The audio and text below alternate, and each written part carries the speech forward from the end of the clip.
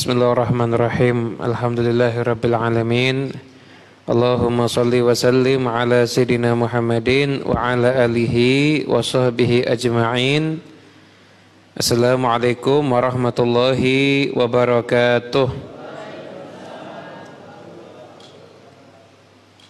Alhamdulillah kita saged kembali sareng-sareng ngaji sareng-sareng malih. Kita akan mengkaji kitab yang sudah rutin kita kaji, yaitu kitab An-Nasaihud Diniyah. Itu kitab karya Al-Habib Abdullah bin Alawi Al-Haddad. Sebelum kita mulai ngaji, kita niatkan kita kirim hadiah Al-Fatihah kepada beliau dan guru-guru beliau dan semua masyayikh aulia Allah dimanapun mereka berada. Ala hadiniyah wa kullu niyatin salihah jami'ah syamil maqbulah. An-nasrul wa sahibul kitab Al-Habibullah bin Al-Haddad wa ila khadin Nabi Muhammad sallallahu alaihi wasallam. Al-Fatihah. Ya man rahimatik ya madin ya kana berdoa ya kana tasakan. Inam ta'atihim ghairil maghdubi alaihim waladdallin. Amin amin ya rabbal alamin. Ya, monggo Mas Ari. Bismillahirrahmanirrahim. Radhiyallahu ankum wa qala radhiyallahu anhu. Wal hubbu fillahi li ahli ta'atih wal bughdu fillahi li ahli ma'siyatih min awsaqi ural iman. Wa qad balagana an Rasulillah sallallahu alaihi wasallam annahu qala lamma ahdasa banu Israil al ahdasa nahathum ulama'uhum falam yastajibu lahum fakhalatuhum ba'da dhalik wa wakaluhum. فلما فعلوا ذلك ضرب الله بقلوب بعضهم على بعض ولعنهم على لسان داود وعيسى بن مريم. وفي قصة أهل القرية التي كانت حاضرة البحر أنهم لما استحلوا الاصطياد المحرم عليهم يوم السبت تفرقوا ثلاث فرق ففرقة اصطادوا واستحلوا ما حرم الله عليهم وفرقة أمسكوا ونهوهم ولم يفارقوهم وفرقة فارقوهم وخرجوا من بين أظهرهم بعد النهي لهم فلما نزلت العقوبة عمت الأولى وكذا الثانية لإقامتهم مع أهل المعصية وإن لم يعملوا بعملهم ونجت الفرقة الثالثة وذلك قوله تعالى أعوذ بالله من الشيطان الرجيم أنجينا الذين ينهون عن السوء وأخذنا الذين ظلموا بعذاب بئيس بما كانوا يفسقون فمسهم الله كردة ولعنهم كما في الآية الأخرى أعوذ بالله من الشيطان الرجيم أو نلعنهم كما لعنا أصحاب السبت وتكون الهجرة والمجانبة لأهل المعاصي عند الإياس من قبولهم للحق.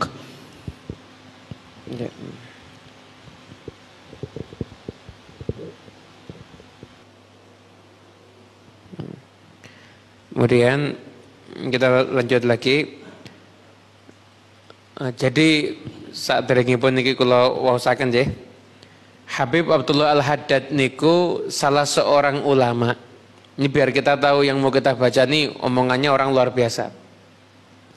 Seorang ulama yang dalam dunia keilmuan beliau itu diakui sebagai seorang mujaddid. Mujaddid itu apa? Mujaddid itu seorang ulama yang kapasitasnya hanya keluar 100 tahun sekali. Hanya keluar 100 tahun sekali. Itu kapasitasnya hanya keluar 100 tahun sekali. Kenapa? Karena ada hadis Nabi Muhammad SAW, Kanjeng Nabi niku ndawuhaken, sesungguhnya Allah Subhanahu wa taala setiap 100 tahun sekali akan mengutus seorang ulama yang akan memperbaharui, bukan buat agama baru ya, memperbaharui urusan-urusan agama. Artinya apa? Mengembalikan ajarannya sama dengan ajarannya Nabi Muhammad SAW dan menjawab semua tantangan agama yang ada di zaman itu. Niku 100 tahun sekali. Dan di antara mujaddid itu diantaranya adalah Al-Habib Abdullah bin Alawi Al-Haddad. Nah kalau mujaddidnya sekarang sinten? Niki kan jadi pertanyaan kita nggih. Mujaddidnya sekarang siapa? Berdasarkan dawuhnya Mbah Maimun Zubair. Mbah Maimun itu saya pernah dikasih hadiah kitab sama beliau, judulnya Al-Ulama'ul Mujaddidun. Nah, Mbah Maimun niku ndawuhaken menurut beliau mujaddid yang ada di zaman ini itu salah satu di antara tiga ulama. Salah satu di antara tiga ulama. Yang satu namanya saya lupa, dari Syam, dari Suriah, namanya saya lupa. Yang satunya lagi Sayyid Muhammad bin Alawi Al-Maliki. Yang ketiga Habib Zain bin Ibrahim bin Smith. Itu versinya Mbah Mun. Mujaddid sekarang ini satu di antara tiga ini. Yang benar yang mana? Wallahu a'lam. Mbah Mun mawon niku pokoknya ngasih clue kurang lebih seperti itu yang versinya Mbah Mun itu. Nah, berarti beliau ini secara keilmuan tidak usah ditanyakan lagi, ini alimnya luar biasa. Kemudian secara kewalian Habib Abdullah Haddad niku diyakini sebagai salah satu pimpinan para wali di zamannya. Berarti beliau ilmunya ya luar biasa, kewaliannya juga luar biasa. Semoga-moga kula kalih panjenengan pikantuk barokahipun insyaallah. Beliau mengatakan wal hubbu fillah li ahli taatih wal bughdu fillah li ahli ma'siyatih min authaqi ural iman. Mencintai orang yang taat karena Allah dan membenci orang yang bermaksiat karena Allah itu termasuk tali penguat iman yang paling kuat. Jadi manusia itu kalau sudah bisa cinta dan bencinya ukurannya bukan nafsu tapi ukurannya karena iman, maka berarti memang benar-benar dia orang yang beriman. Yon ngapunten. Ada orang ahli ibadah. Ini jujur aja, ada orang ahli ibadah. Ibadah Masya Allah saingnya luar biasa. Ada orang ahli maksiat, mau limo bukan cuma komplit, hatam sudah. Plus istiqomah sih san. Mau limo top sudah. Masya Allah kelakuannya model aneh. Terus yang suka maksiat itu tiap hari ngirimi kita beras 5 kilo. Besok minyak, besok gula, besoknya lagi daging kambing 1 kilo, besoknya lagi daging ayam. Nyun ngapunten, yang lebih kita senangi yang mana? Yang taat tapi tidak pernah ngasih jajan, atau yang ahli maksiat tapi rajin ngasih jajan? Yang lebih kita senangi yang mana? Jujur mawon. Lah itu yang ngasih jajannya kan? Kenapa? Karena kita senang sama orang, ukurannya masih belum karena iman, ukurannya masih karena selera. Lah kalau orang mau tahu orang yang tali imannya kuat, itu ngukur orang urusannya sudah karena iman. Oh, memang tidak pernah ngasih jajan saya, tapi dia ini taat. Karena dia taat, dia rajin tahajud, mungkin kampungku dijaga sama Allah, tidak ada yang kemalingan. Coba dia tidak taat, mungkin banyak yang kemalingan. Oh, barokahnya orang taat itu kan satu kampung semuanya dapat. Barokahnya orang taat. Jadi orang itu kalau sudah bisa mencintai dan membenci karena iman, baru itu dinamakan dia orang yang sudah bisa mencintai karena Allah Subhanahu wa taala. Jadi jangan patokan kita seneng itu hanya karena misalkan partainya sama atau kelompoknya sama atau mungkin ada hubungan kekerabatan. Enggak, cinta atau benci semuanya karena Allah Subhanahu wa taala. Jadi tali iman itu jangan dianggap gak penting. Nah, selamatnya kula kalih panjenengan tergantung bagaimana kuatnya tali iman ada di hati kita masing-masing. Kalau tali iman kita kuat, maka kita akan jadi orang yang akan selamat di dunia sampai di akhirat. Amin Allahumma amin.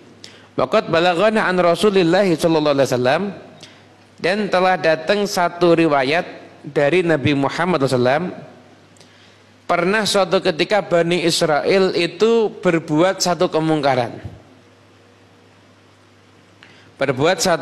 Satu kemungkaran. Kemudian setelah itu ulamanya ngasih tahu, jangan kamu berbuat seperti ini. Falam yastajibu lahum. Kemudian mereka tidak mau dengerin. Merasa digagas. Fakhalatuhum, kemudian satu ulamanya tetap kumpul sama mereka, makan bareng dan lain sebagainya. Falamma fa'alu dzalik, ketika mereka tetap kumpul sama orang-orang yang bermaksiat tersebut, dzaraballahu biqulubi ba'dihim ala ba'din. Maka ketika itu Allah dzaraballahu biqulubi ba'dihim ala ba'din itu menjadikan hati mereka itu seperti tercampur jadi satu. Wa la'anahum ala lisani Daud wa Isa bin Maryam. Maka mereka dilaknat oleh Allah lewat lisannya Nabi Daud dan Nabi Isa. Sebabnya kenapa? Sebabnya dikarenakan mereka itu tidak membenci karena Allah Subhanahu wa ta'ala. Yang bermaksiat dilaknat, maka yang ikut kumpul bersama mereka juga mendapatkan laknat dari Allah Subhanahu wa ta'ala.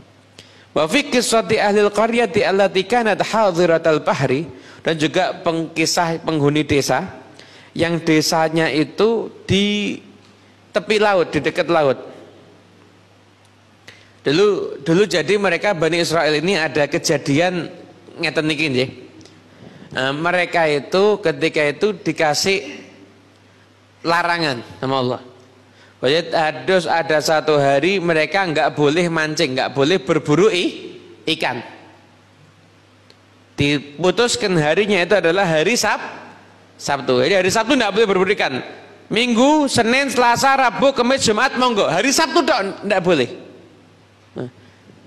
Ada mereka sepakat, setuju. Subhanallah, tiap hari Minggu sampai Jumat itu nyari ikan susahnya setengah mati. Kalau hari Sabtu dari jauh ikannya ketok, ngiceh. Wah, ya.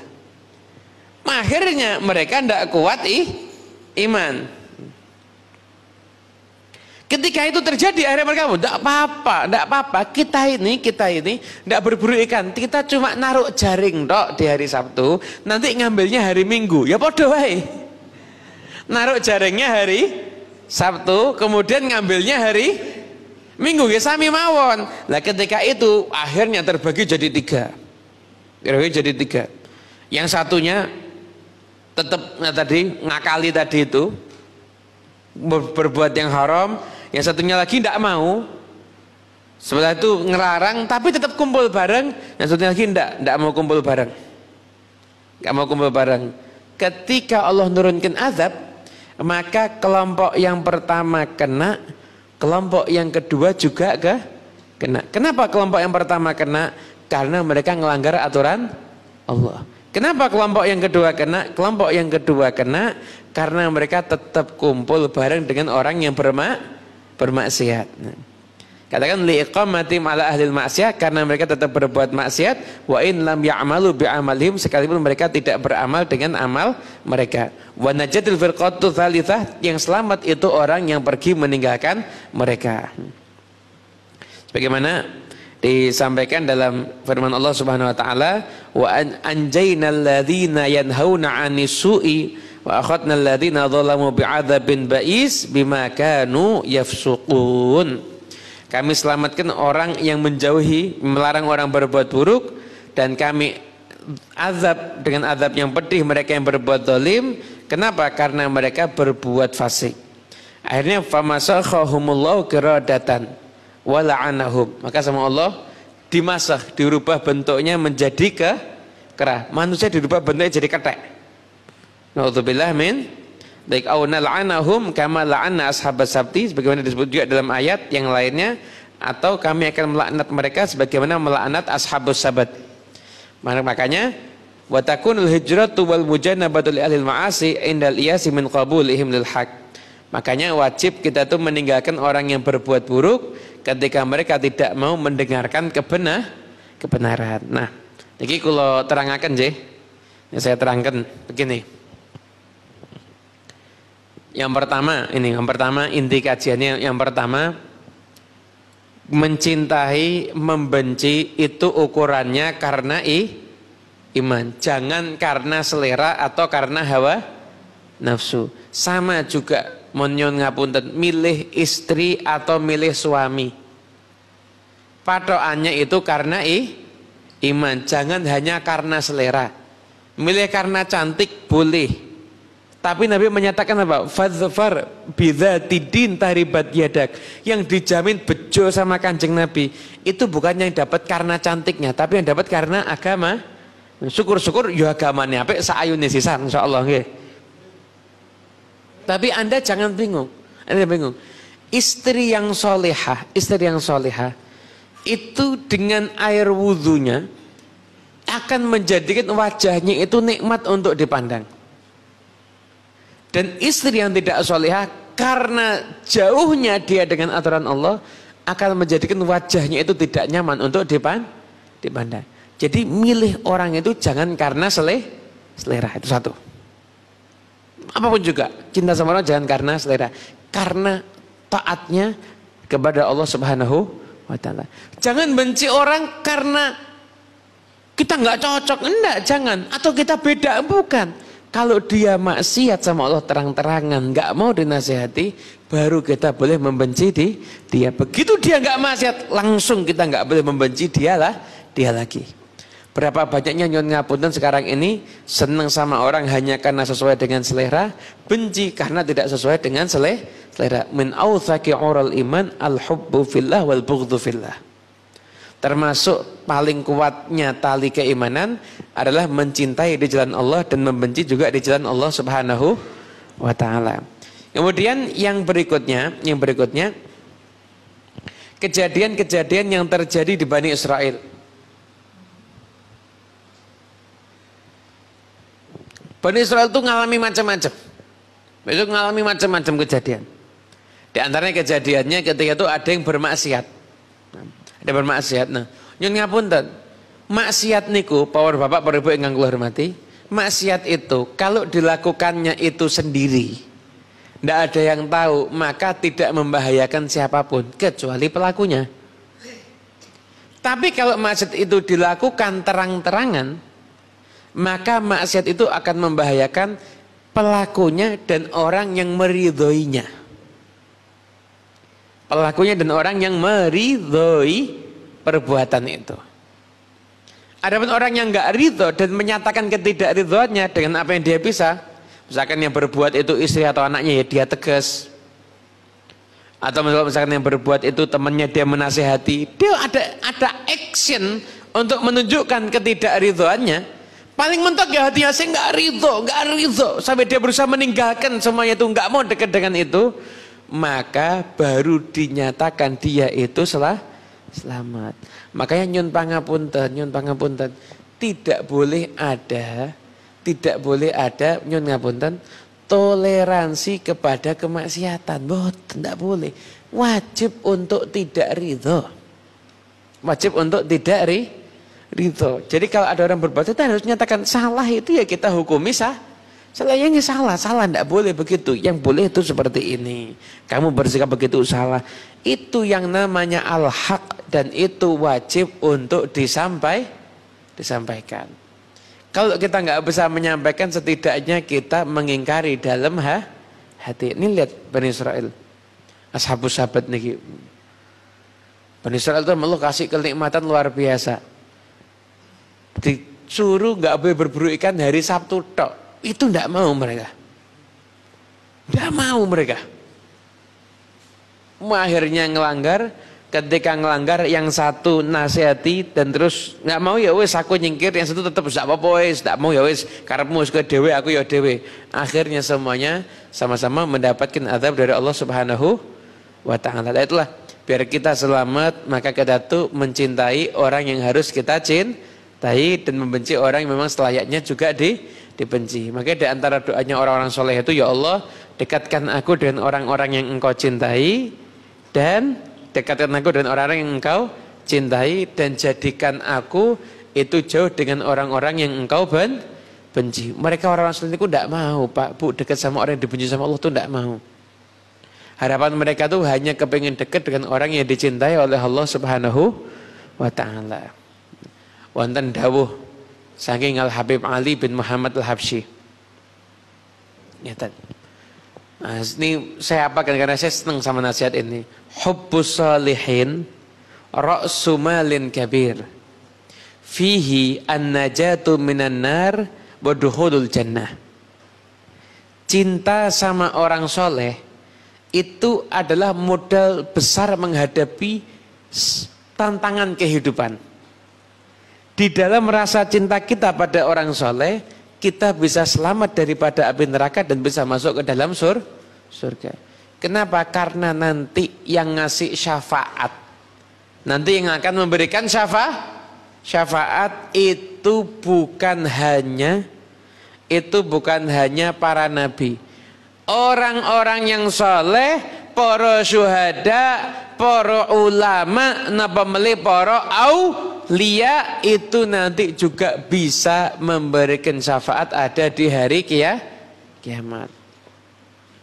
Bulan saya tadi ngaji babnya tentang kehidupan setelah kematian. Di antara sekian kitab yang saya pelajari, ada kitab Tadhkirahnya Imam Al-Qurtubi, ada kitab Syarhus Sudurnya Imam As-Suyuti. Di situ diceritakan, nanti ada kisah nanti. Ada orang penghuni surga itu lihat penghuni neraka, temennya. Ternyata di temennya baik, nanti ditolongi. Jadi ini di surga, ngentasnya di neraka, dimasukkan ke surga itu bisa. Makanya syafaat itu tingkatannya macam-macam.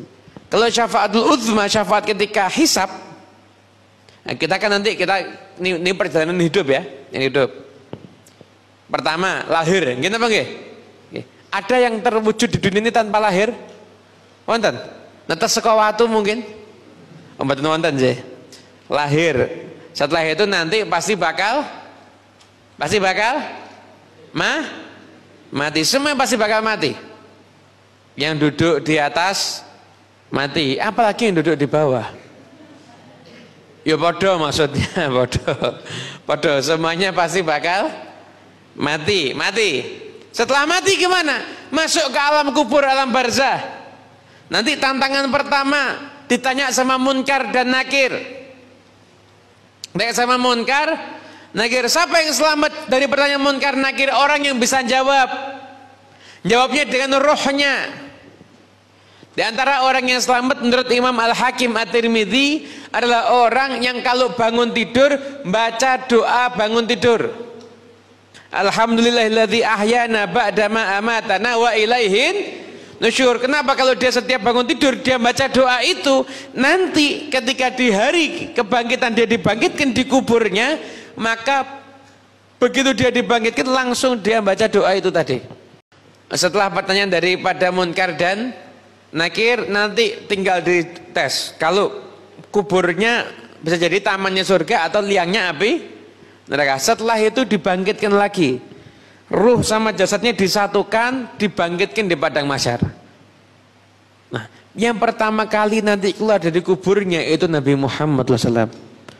Kenapa? Biar nanti kalau umatnya bangkit, umatnya tidak ketakutan. Nah, lihat sudah ada Nabi Muhammad.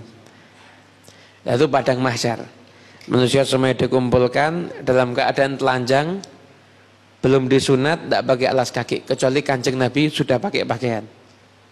Di antara semua makhluk pertama kali dapat pakaian Nabi Ibrahim alaihis, setelah matahari jaraknya 1 jengkal.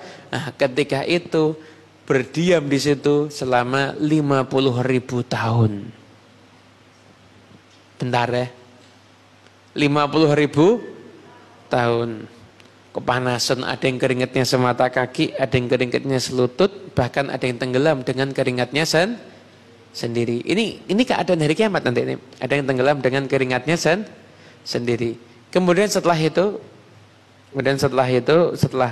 orang itu tenggelam dengan keringatnya sendiri, nah, kemudian yang berikutnya itu akan dihisab. Nah, di padang mahsyar itu ada 7 golongan yang selamat, dijamin selamat sama Kanjeng Nabi. Siapa? Pemimpin yang adil, anak muda yang rajin beribadah kepada Allah, 1 orang yang cinta sama masjid, 2 orang yang saling mencintai karena Allah, dan orang yang diajak zina tapi dia menolak. Kemudian orang yang sedekah dengan tangan kanan, yang kiri nggak tahu maksudnya. Dan yang ke-7 adalah orang yang kalau zikir sendiri dia sampai meneteskan air mata. Pertanyaannya, milih nanti di ruangan VVIP termasuk 7 golongan atau milih ngerasakan panas? Ngapunten, lebih enak mana? Jam 1 siang jalan kaki ke mana ya? Mall? Enggak mall, Klewer. Atau naik mobil mewah ber-AC. Mobil mewah ber-AC. Loh, baru panas dunia aja kita nggak kuat loh. 50.000 tahun. Jadi bayangkan. Pengen selamat apa enggak? Lah, masukkan diri kita di 7 golongan tadi itu. Yang umurnya belum 40 mesti bisa syabun nasyafi ibadatilah, mesti bisa itu. Pokoknya setelah ini jadi rajin ibadah.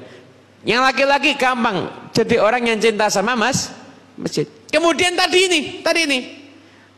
Dua orang yang saling mencintai karena Allah. Ibu-ibu cinta sama temannya, saya cinta sama dia. Kenapa? Karena rajin tahajud.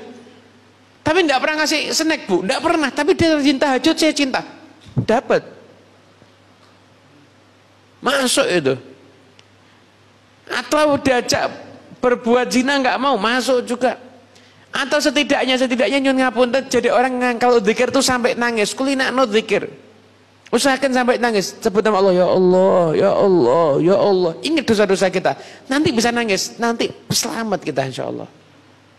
Atau sedekahnya yang sedekah, masya Allah, sak kampung ngerti kabeh. Aku bersedekah nang kono 100.000. Ojo kondo-kondo ya, ojo kondo-kondo. Ya ketemu lagi, gue tak andan tapi ojo kondo sapa-sapa. Aku bersedekah 100.000. Gue tak kandani tapi ojo kondo sapa-sapa ya. Kuwi sing nyumbang kuwi aku. Masya Allah, sedekah sak kampung tahu semuanya, walaupun embelnya ojo kondo sapa. Ini yang selamat nanti. Berarti kita tergolong yang selamat insyaallah. Amin Allahumma. Amin. Tergolong yang selamat. Setelah itu nanti dihisab, kasih kitab dulu. Yang nerima kitabnya tangan kanan seneng, senang bahagia. Yang nerima kitabnya pakai tangan kiri, wah khawatir. Dibawakan timbangan mizan. Kayak neraca begitu loh. Ada yang sisi kanan, ada sisi kiri. Satu buat nimbang amal soleh, satu buat nimbang amal buruk. Yang timbangan amal solehnya lebih berat masuk surga. Yang amal buruknya lebih berat ya na'udzubillah min. Setelah itu lewat jembatan surat. Jusrun mamdudun ala dhahri jahannam. Jembatan yang membentang di atas punggung jahannam. Ahadu minas sayf wa adaku minas sya'rah, lebih tajam dari pedang, lebih tipis daripada rambut. Semuanya lewat. Para nabi lewat, orang kafir lewat dari zaman Nabi Adam sampai akhir zaman. Semuanya pasti akan lewat. Wa in minkum illa wariduha kana ala rabbika hatmam maqdiyah. Setiap orang itu pasti akan lewat di situ. Jembatan itu. Dan yang pertama kali lewat siapa? Kanjeng Nabi Muhammad sallallahu alaihi wasallam. Pertama kali lewat Nabi Muhammad sallallahu alaihi wasallam. Itu lewat Kanjeng Nabi. Ketika Kanjeng Nabi Muhammad lewat, setelah itu apa Kanjeng Nabi terus pergi enggak? Kanjeng Nabi berdiri di depan jembatan sirat. Setiap umatnya lewat, Kanjeng Nabi doa, ya Rabbi salim salim, ya Rabbi salim salim, ya Allah selamatkan, ya Allah selamatkan, ya Allah selamatkan. Terus begitu sampai akhirnya umatnya Kanjeng Nabi selamat. Ini Kanjeng Nabi itu selamat. Tapi orang-orang yang tidak beriman atau imannya model campur-campur, gado-gado, itu begitu lewat di atasnya, apinya itu dari bawah langsung mengambil orangnya ke atas begitu. Ngeri itu Pak keadaan seperti itu. Tapi kalau orang mukmin itu bukan cuma takut sama dia, bukan cuma nerakanya takut. Dan dari orang mukmin itu kalau sudah lewat nanti nerakanya teriak, "Juz ya mukmin fa inna nuraka tudfi'u lahabi." Ya orang mukmin, lewatnya yang cepat, cahayamu bisa memadamkan apiku. Jadi semoga kita bukan jadi orang yang hanya selamat dari neraka, tapi jadi orang yang ditakuti sama neraka insyaallah. Amin Allahumma amin. Begitu. Setelah itu lewat telaga Haud, setelah itu baru masuk surga. Kira-kira amal kita sampai enggak ke situ? Murado abad nih. Rado abad nih. Nah, Imam Ghazali dalam kitab Ihya ngasih solusi, Pak. Bu, ngasih solusi. Di kitab Ihya jilid 4. Jilid 4 itu jilid terakhir, bagian terakhir. Lo Darul Minhaj jilid 10 berarti. jilid terakhir, bagian penutup kitab Ihya. Imam Ghazali ngajari ilmu yang luar biasa. Imam Ghazali begini, hari kiamat itu kira-kira ngeri apa enggak? Ngeri ya, nasib soalnya di situ nggih. Penentuan surga atau neraka. Lu jangankan surga neraka, lu mau lulus CPNS apa enggak aja banyak yang ketar-ketir. Padahal urusannya masuk jadi PNS atau tidak. Ini surga neraka. Bukan hidup mati, surga neraka. Ngeri ini Pak. Siapa yang paling selamat kata Imam Ghazali? Yang paling selamat daripada ahwali yaumal qiyamah adalah orang yang di dunia ini takut kepada huru hara kiamat. Tidak ada orang, kenapa? Karena Allah nggak akan menggabungkan dua rasa takut. Di dunia ini kita takut, maka di akhirat nanti kita akan merasa aman. Nah, kata Ghazali cuma takutnya bukan kayak takutnya nyun kamu kayak takutnya wong wedok gitu, bukan. Jangan sebut kiamat di hadapanku, bukan begitu. Takutnya itu adalah takut yang menyebabkan kita mikir kalau mau maksiati wedi ojo lah engko kiamatku engko nasibku piye, mikir begitu, dan semangat untuk beramal taat itu takutnya diharapkan begitu. Juga bukan kayak takutnya orang bodoh. Gimana takutnya orang bodoh dengar huru hara kiamat semoga-moga selamat, tapi tidak pernah berubah kelakuannya. Imam Ghazali diperumpamakan seperti ada orang ini mau dimakan sama macan, lihat macan tuh dia begini, ya Allah aku berlindung kepadamu, tapi dia macan tetap duduk, tidak kabur, tidak cari tempat yang aman, jadi tetap diemplou sama macannya, tetap dihabisi, dilahap sama macannya. Begitu takutnya tuh takut buat orang nggak mau maksiat dan akhirnya mau berbuat taat. Kemudian setelah itu kalau masih tidak bisa, kamu harus tahu benteng yang kedua adalah ucapan la ilaha illallah yang ikhlas dari hati. Benar-benar yang kita sembah hanya Allah Subhanahu wa taala. Masih nggak bisa lagi, masih nggak bisa lagi kamu seperti itu.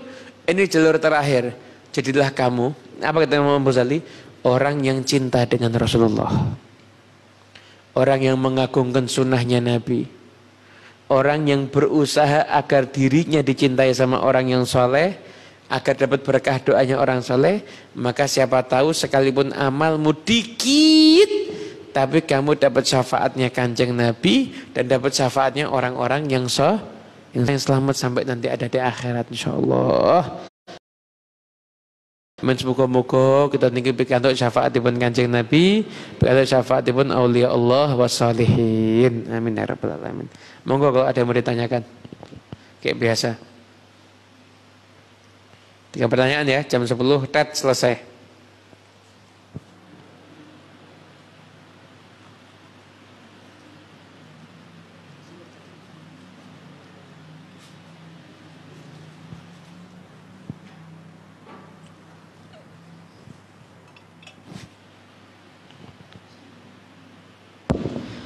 Bismillahirrahmanirrahim. Assalamualaikum warahmatullahi wabarakatuh. Assalamualaikum warahmatullahi wabarakatuh. Maaf, saya mau sedikit bertanya. Okay. Rasulullah Muhammad sallallahu alaihi wasallam dawuh, apabila ada umatnya di akhir kehidupan mengucapkan kalimat la ilaha illallah dakhalal jannah. Nah, yang saya tanyakan, Bib, saya juga pernah ditanya sama orang ini tidak pernah ibadah, Bib. Ya, sholatnya istilahnya tidak pernah, tetapi di saat akhir kehidupannya bisa mengucapkan kalimat la ilaha illallah. Nah, itu menurut syariah bagaimana, Bib? Apakah orang ini seperti yang dikatakan oleh Rasulullah ahli jannah atau seperti apa, Bib? Terima kasih. Assalamualaikum warahmatullahi wabarakatuh. Assalamualaikum warahmatullahi wabarakatuh. Ya. Nabi SAW bersabda, ada seseorang yang beramal dengan amalnya penghuni surga. sampai jarak antara dia dengan surga tinggal 1 dhira'. Tinggal 1 tangan begini. Dekat. Ternyata datang ketentuan Allah, beramal dengan amalnya penghuni neraka, akhirnya dia masuk neraka. Di akhir. Ada orang seumur hidupnya beramal dengan amalnya penghuni neraka. Di akhir usianya dia beramal dengan amalnya penghuni surga. Padahal jaraknya dia sama neraka udah dekat. Beramal dengan amalnya penghuni surga, akhirnya dia masuk ke dalam surga. Artinya apa? Gimana orang yang bermaksiat kok akhir hayatnya bisa mengucapkan kalimat tauhid la ilaha illallah? Berarti sesaat sebelum dia mati, dia punya amal soleh yang nilainya luar biasa, yang menyebabkan dia bisa mengucapkan kalimat tauhid la ilaha illallah. Pasti dia punya amal itu. Syaratnya ya sudah ya, dihukumi dia insya Allah akan masuk surga. Sebagaimana penyihir Fir'aun. Penyihir Fir'aun tuh datang perlunya untuk ganyang Nabi Musa. Terakhir gimana, beriman pada Nabi Musa, belum sempat beramal soleh loh ini, langsung dihukum mati sama Fir'aun, akhirnya matinya masuk surga. Terjadi seperti itu. Cuma lah kalau itu terus ada orang yang tidak paham, gak paham, dia bilang begini nanti, dengan aku tak maksiat we, engkau siapa tahu saya sebelum mati saya bisa beramal dengan amal penghuni surga, akhirnya saya masuk surga. Kalau ada jaminan begitu mau nggak maksiat toh? Takutnya sampai matinya dalam keadaan bermaksiat, naudzubillah min. Nah makanya kita tetap beramal dengan amalnya para penghuni surga. Nah, hadis ini nih saya ada cerita lucu nih sama hadis ini. Dulu ada satu orang mu'alaf itu kan belajar agamanya mempeng kan. Kadang-kadang kita nih dari Islam dari kecil kadang-kadang kalah sama mu'alaf. Belajar agamanya itu mempeng. Nah, dia ini baca hadis ini. Man kana akhiru kalamihi la ilaha illallah dakhalal jannah. Akhirnya dia datang sama gurunya. Enak man ya. Nah kalau seumur hidupnya dia zina, ngerampok, maling, terus terakhir sebelum mati dia bilang la ilaha illallah, masuk surga. Terus ya masuk surga. Oh itu aku tak maling we. Tak maling, tak zina, tak lakoni we maksiat-maksiat. Siapa tahu nanti saya juga masuk surga. Nah kalau kamu ada jaminan bisa ngucap ya silahkan lakonono. Kalau kamu gak ada jaminan ya udah coba lakoni. Nah dia akhirnya dia kuliah masuk ke fakultas kedokteran sampai akhirnya dia koas ya di rumah sakit. Nah dia koas di rumah sakit, dia ingat pertanyaannya sama hadis itu. Akhirnya dia bilang sama semua perawat, kalau ada orang yang sakaratul maut yang agamanya Islam tolong saya dipanggil. Saya ada penelitian, ngomongnya begitu. Akhirnya benar, dari itu ada satu orang yang sudah sekarat dipanggil dia. Dituntun mengucap kalimat la ilaha illallah. Sampai berjam-jam, tidak bisa Pak, mati. Tanpa mengucap la ilaha illallah. Dia bilang percobaan pertama gagal.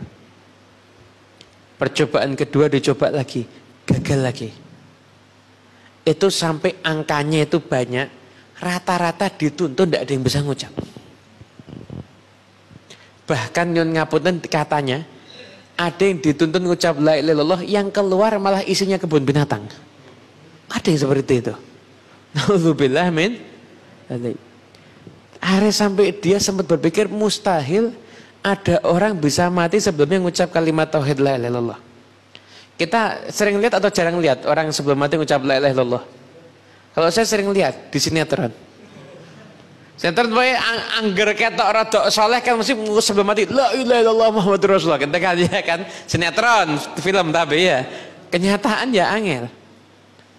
Akhirnya setelah dia hampir putus asa, dia nemukan ada satu orang dituntun bisa ngucap kalimat la ilaha illallah, itu nuntunnya 3 jam. Itu nuntunnya 3 jam. Satu diselidiki amal, ternyata orangnya baik, rajin ke masjid, tidak suka musuhan sama orang, amalnya saya. Jadi tonggo-tonggonya itu bilang ini orang baik, semuanya bilang kalau ini orang baik, bisa ngucap. Jadi ngucap itu bukan sesuatu hal yang mudah, tapi itu sangat susah. Kalau tadi ada orang punya dia kelihatan dia punya banyak dosa dan dia akhirnya bisa ngucap, pasti dia punya amal ibadah yang bernilai di sisi Allah dan yang tahu hanya dia dengan Allah Subhanahu wa taala. Kita. Ada lagi? Monggo, terakhir. Sebelum pertandingan selesai. Peluit ditiup, monggo ada lagi? Yang dari ibu-ibu kalau ada. Taruh, kirim sana bisa kah? Ada, monggo. Tidak ada ya? Pun yang buat nonton.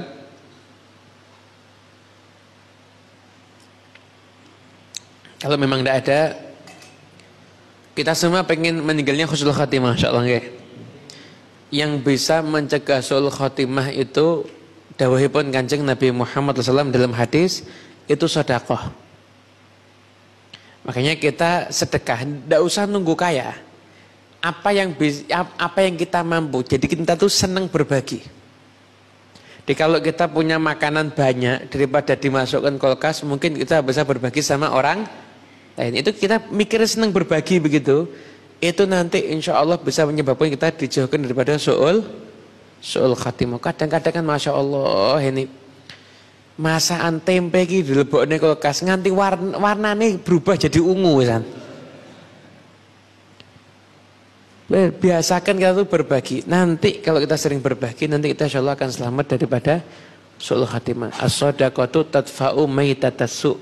Sedekah itu menjauhkan daripada kematian yang buruk. Su'ul khatimah ada apa enggak, Beb? Ya ada sih. Dan dengan cari semua kitab tasawuf, tidak ada yang bilang su'ul khatimah, tidak ada. Semuanya menyatakan su'ul khatimah itu ada. Semua kitab tafsir Imam Al-Qurtubi semua bilang su'ul khatimah itu ada. Ada husnul khatimah, ada pula su'ul khatimah. Semoga kita jadi orang yang husnul khatimah, insyaallah. Tandanya kita akan husnul khatimah atau apa? Kita jadi senang dengan amal-amal begini. Datang ngaji begini senang apa enggak? Senang ya? Insyaallah tandanya husnul khatimah. Al-Fatihah bil qabul wal iqbal wa yaftah alaina wa alaikum futuhal arifin wa faqihna yakum fitin wa alimna wa iyyakum at-ta'wil wa dina wa iyyakum ila sawa'i sabil. Rabbana hab lana min azwajina dzurriyyatina qurrata a'yun waj'alna lil muttaqina imama. Rabbana atina fid dunya hasanah wa fil akhirati hasanah wa qina adzabannar. Wa sallallahu alaihi wa sallam alhamdulillahi rabbil alamin.